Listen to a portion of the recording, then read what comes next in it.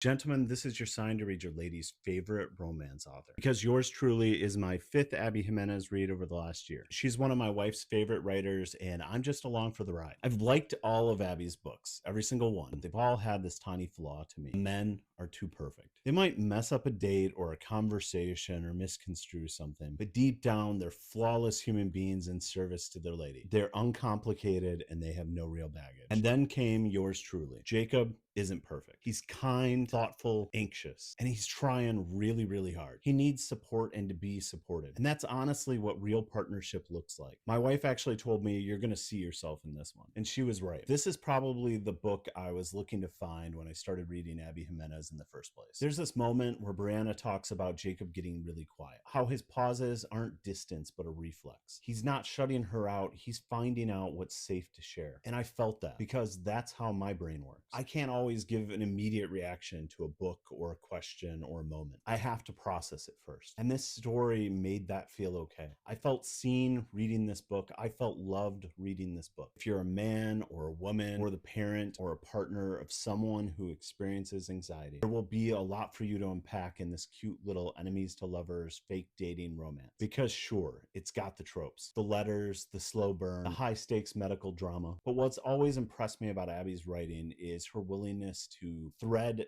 real life through all that. The characters aren't just falling in love. They're learning how to live with themselves. Yeah, sure. They're both doctors with unrealistic schedules. And yeah, one of them literally gives up an organ. And yeah, they might be competing for the same job, but I believed it anyway because I saw a sliver of myself maybe in Jacob and everything my wife loves and does and carries for me in Brianna. Yours truly is a story about healing through connection, about how even good people have baggage and how love doesn't mean being perfect. It's the kind of book that will even tell men you don't have to be this smooth, confident guy to deserve to be loved. You just have to show up as the real one and maybe make a doctor's salary.